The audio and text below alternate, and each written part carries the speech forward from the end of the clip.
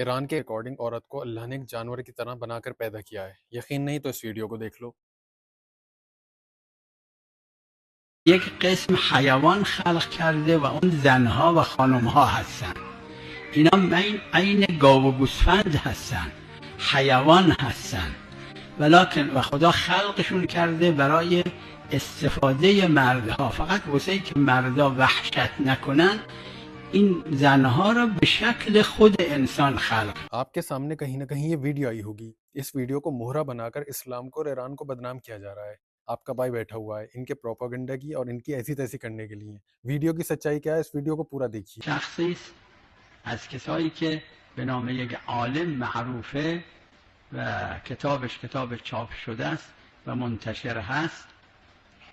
این در کتابش به عنوان یک کتاب اسلامی و خودش به عنوان یک عالم مسلمان این مطلب را مطرح میکنه. اینجور میگه خداوند تبارک و تعالی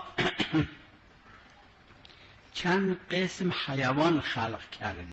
अब जिनको ये समझ में नहीं आया उनका इजी वर्ड्स में बता देता हूँ। अल्लाह ये बता रहे हैं कि उन्होंने एक इंसान की लिखी हुई किताब पढ़ी जिसमें उसने ये लिखा है कि अल्लाह ने औरत को जानवर बनाकर भेजा है।